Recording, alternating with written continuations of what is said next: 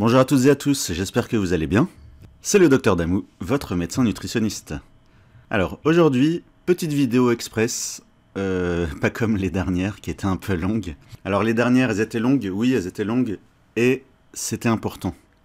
C'était important, rien que cette semaine, j'ai revu une patiente en consultation, en visio, et qu'est-ce qu'elle m'a dit? Elle m'a dit que sa mère va mal, depuis que ses médecins l'ont mise au régime, elle est fatiguée, elle perd des cheveux, c'est-à-dire qu'elle présente des signes de dénutrition. Donc ma dernière vidéo sur la dénutrition, qui durait presque 2 heures, c'était important qu'elle dure presque 2 heures. Alors aujourd'hui, un sujet un peu plus léger que la dénutrition. Je suis tombé sur un article de Topito. Topito, je sais pas si vous connaissez, c'est un site qui fait... ils alternent, un coup ils font des sujets sérieux, un coup ils font des sujets un peu plus fun, on va dire. Je vais vous montrer... là on va cliquer, on clique sur la page d'accueil. Top 10 des inventeurs qui ont galéré avec leurs inventions. Des génies incompris. Dédicace au docteur Alain Delabo. L'inventeur de la chrononutrition. Top 10 des excursions à faire depuis Barcelone. Top 15 des plus gros relous de Vinted du mois. Top 15 des photos qui prouvent que le karma existe. Dédicace au docteur Alain Delabo.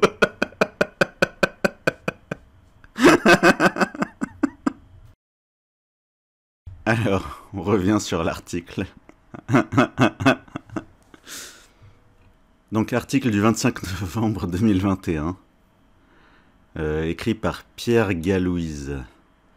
En fait, c'est une femme qui s'appelle Louise Pierga. Et elle s'est trouvé ce pseudo-là. Alors, top 13 des aliments qui ont l'air bons pour la santé, mais qui ne le sont pas du tout. Tout au long de l'année, on se tape un paquet de conseils détox et d'astuces de régime sur des sites douteux. Gros mytho, parce qu'en fait, il y a plein de trucs qu'on mange en pensant qu'on va ressembler à Beyoncé. Après, il y a plein de trucs qu'on mange en pensant qu'on va ressembler à Beyoncé après.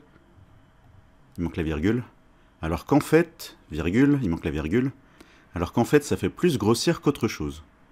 Alors, premier aliment du top 13, les jus de fruits. Parce que les briques de jus ou de smoothie achetées en grande surface, même s'il y a de beaux fruits sur l'emballage, c'est surtout sucré. Et après 24 heures, elle a un problème avec les virgules, hein. Et la ponctuation en général. Parce que les briques de jus ou de smoothie achetées en grande surface, même s'il y a de beaux fruits sur l'emballage, c'est surtout sucré. Et après 24 heures, un fruit perd ses vitamines, et les conservateurs n'y changeront rien. Le mieux, c'est encore de faire son propre petit jus à la maison. Ajoutons que ça fait également péter. Raison de plus pour arrêter. En fait, j'avais juste lu l'article en diagonale. J'avais oublié. Je vous conseille plutôt d'aller zoner dans les meilleurs bars à jus de Paris. Ce sera plus Cali. Cali, donc, c'est pas le chanteur. C'est pas le nom du chanteur. Cali, c'est pour qualitatif. Alors, les jus de fruits, est-ce que c'est bon pour la santé? Ça dépend. Alors, c'est vrai que c'est... Alors, surtout sucré. Alors, ça veut pas dire qu'ils ont rajouté du sucre. Non, c'est pas ça. C'est que le fruit en lui-même, il est déjà plein de sucre. Il est déjà plein de glucides. Et c'est des glucides qui vont être assimilés très vite, en fait.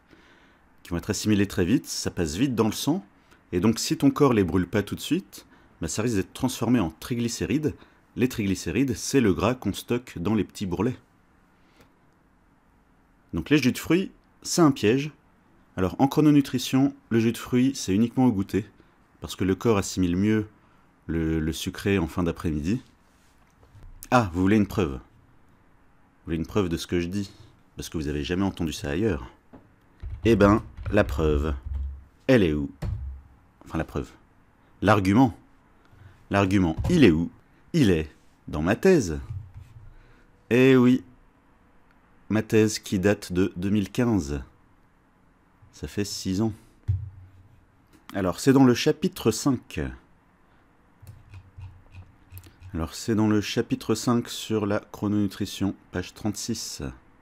Alors, page 36. Le trio cortisol, glucose, insuline. Donc ça, c'est le cortisol. J'en ai déjà parlé dans d'autres vidéos. Alors, aujourd'hui, je vous parle de l'étude... Alors, par rapport au jus de fruits. Hein. Le rapport, c'est le jus de fruits. Pourquoi c'est pas si bon pour la santé? C'est surtout le matin, en fait. Le problème, c'est que les vendeurs de jus, ils mettent des pubs pour dire que le matin, c'est très bien. Alors, il y a une étude qui a montré que la sécrétion d'insuline dépend du moment de la journée où le glucose est ingéré. L'insuline, c'est quoi? C'est l'hormone qui permet de faire rentrer le glucose dans les cellules. Donc ça permet de réguler la glycémie, c'est-à-dire le taux de glucose dans le sang. Une charge de glucose à 9 heures le matin induit une insulinémie, donc un taux d'insuline dans le sang. Une charge de glucose à 9 heures le matin induit une insulinémie plus forte qu'une même charge à 15 heures ou à 20 heures. Et bien c'est super important. C'est super important, parce qu'en fait, plus tu vas sécréter d'insuline, et plus tu risques de stocker le glucose dans les cellules adipeuses, et plus il y a de glucose dans les cellules adipeuses, plus tu risques de fabriquer des triglycérides et de grossir. Donc ça, c'est super important. Donc oui, oui au jus de fruits, mais uniquement au goûter, comme on le dit en chrononutrition. Suite de mon paragraphe. Ce résultat peut être interprété comme une baisse d'efficacité de l'insuline dans l'après-midi et la soirée, ou par une baisse de la réponse pancréatique.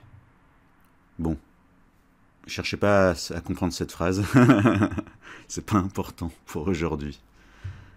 Donc vraiment, le jus de fruits, c'est uniquement au goûter, surtout pas le matin comme dans les pubs. Deuxième aliment du top 13 des aliments qui ont l'air bons pour la santé mais qui ne le sont pas du tout. Les galettes de riz. En dehors du fait que le riz soufflé a un index glycémique critique, le riz c'est meilleur cuit, et que ça n'apporte rien sur le plan nutritionnel, c'est surtout dégueulasse. Ma mère, elle a eu une petite phase où elle achetait des galettes de riz, et je m'en rappelle comme si c'était hier. La consistance, le bruit que ça fait quand on croque dedans. C'est vrai que c'est dégueulasse. La preuve. Alors l'article donne une preuve. Ils mettent un extrait de la série Family Guy. En français c'est Les Griffins. Alors c'est une série avec de l'humour très noir et très vulgaire, donc je vous mettrai pas l'extrait. Il y a des blagues un peu limites. Donc je mettrai pas l'extrait, pour pas être censuré. Alors, troisième aliment du top 13 de Topito. Troisième, le houmous. Le houmous, une bonne purée de pois chiches frais. Qu'est-ce qu'il peut y avoir de mauvais là-dedans? Trop de glucides, justement. Ah, ça, c'est un bon point. Et comme on n'a pas l'habitude de manger ça avec un concombre, mais plutôt avec une bonne tranche de pain, ça fait glucides plus glucides égale cacaboudin.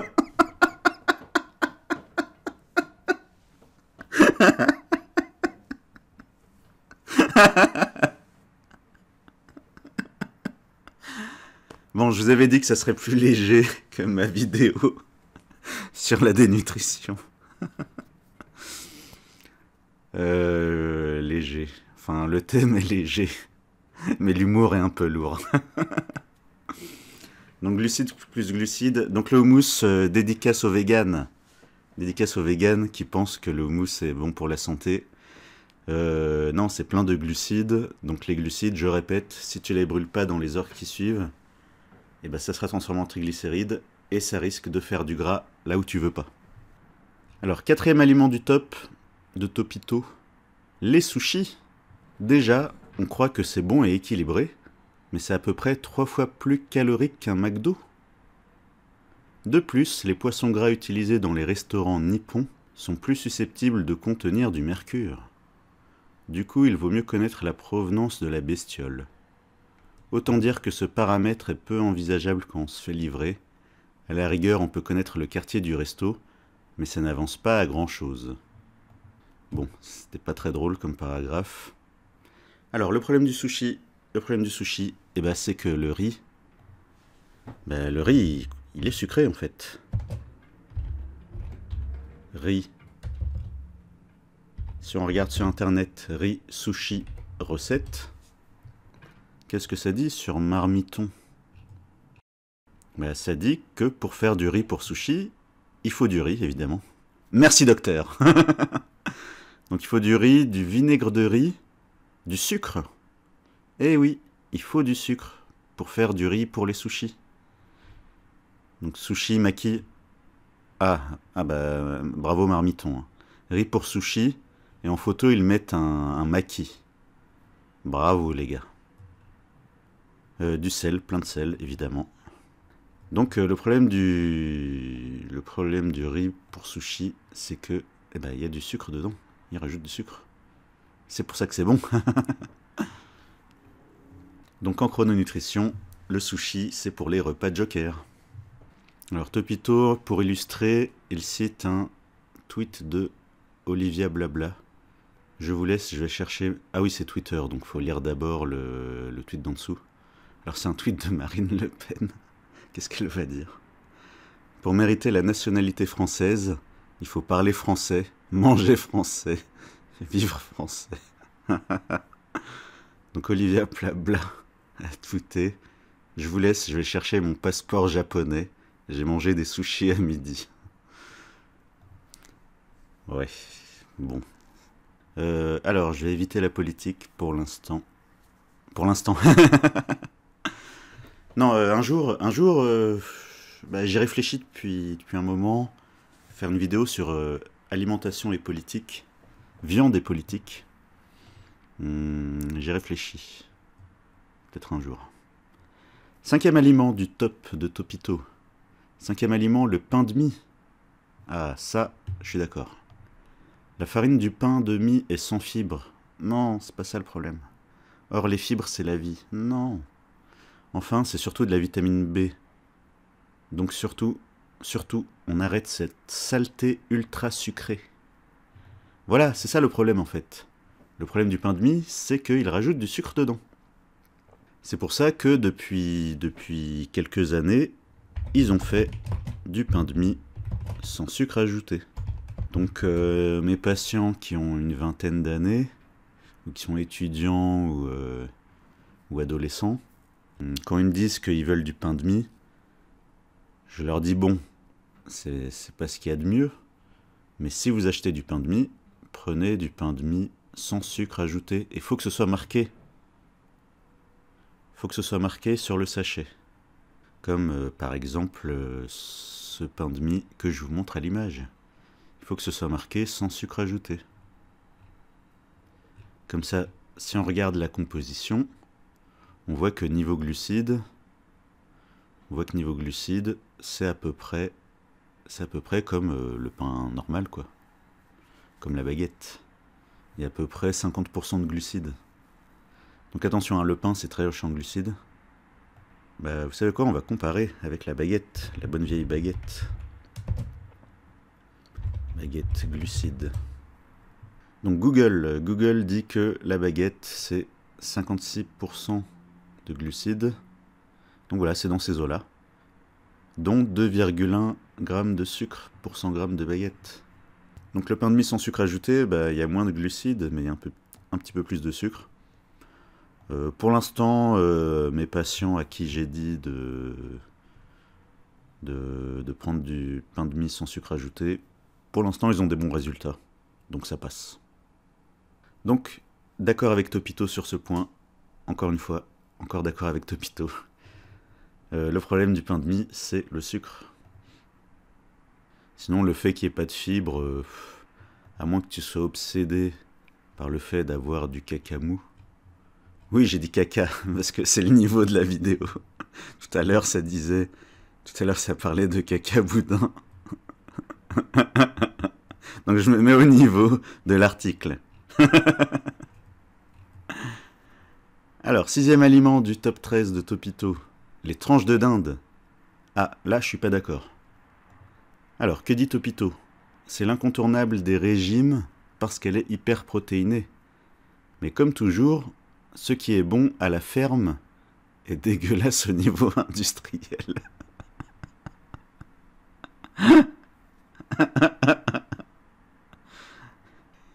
Donc la tranche de dinde que t'achètes au rayon frais, c'est plus une tranche de matière inconnue et fait goût dinde. Non, non, là je suis pas d'accord du tout. Les tranches de dinde, les tranches de jambon de dinde industriel, je dis ça à mes patients à la première consultation. Je leur dis que c'est très bien pour dépanner. Pour dépanner, si tu peux pas te faire ta viande toi-même, les tranches de dinde c'est très bien. C'est riche en protéines, c'est déjà prêt, ça se conserve longtemps. Alors juste un truc, si vous êtes une femme qui a tendance à la rétention d'eau, achetez plutôt les tranches de jambon avec 25% de sel en moins. Donc il y a plusieurs marques qui font ça. Ils affichent dessus moins 25% de sel. Donc si vous avez tendance à la rétention d'eau, les jambes lourdes, les grosses cuisses, la cellulite, prenez plutôt les versions moins salées. Donc ça, je suis pas d'accord avec Topito. Septième aliment, céréales et muesli égale pas bien. On en ingurgite une bonne dose le matin au réveil, en espérant... Elle a vraiment un problème avec les virgules, hein. Il n'y a aucune virgule. C'est vraiment difficile à lire. Alors, céréales et muesli égale pas bien. On en ingurgite une bonne dose le matin au réveil, en espérant s'armer d'amour pour affronter le monde extérieur. Mais en fait, on s'arme surtout de bourrelets. Les céréales sont très, entre parenthèses. Les céréales sont très caloriques et le rapport nutritionnel peu élevé. Donc le mieux, c'est encore d'en manger une petite cuillère à soupe et de laisser le bol dans le placard. C'est vrai que les céréales du matin, le muesli le matin, ça sert à rien. C'est plein de glucides, il y a peu de protéines, peu de lipides. Dans ma vidéo sur le petit déjeuner, j'ai déjà expliqué que le mieux le matin, c'est les protéines et les lipides, et pas trop de glucides. Donc d'accord avec Topito. Huitième aliment, les chips de légumes. Alors pour ceux qui voient pas ce que c'est, parce que c'est un peu un truc pour... j'allais dire pour bobo, les chips de légumes. Bon, en même temps c'est Topito, hein. Ça parlait de sushi tout à l'heure. Là c'est les chips de légumes, donc ça ressemble à ça. Alors c'est très coloré et c'est très cher aussi. C'est très cher pour ce que c'est. 2,05 € le petit sachet de 100 grammes chez Franprix. Ah, c'est la marque Franprix, hein. Pour comparer, les chips Franprix, les chips de pommes de terre, ça coûte combien? Pour comparer, les chips coupe épaisse de pommes de terre chez Franprix, ça coûte 1,39 €. Donc les chips de légumes, c'est 50% plus cher que les chips de pommes de terre. Alors, les chips de légumes, revenons à l'article de Topito. C'est le nouveau produit à la mode, voilà, c'est ce que je disais, c'est pour les... idéal pour faire croire aux gros lards que nous sommes, qu'on mange sain. Alors qu'en fait, on mange des trucs bien huileux et ultra salés. Rangez-moi ces chips de betterave que je ne saurais voir. Et assumons la chips traditionnelle, bien moins sournoise. Bon, sans commentaire. 9. La barre énergétique.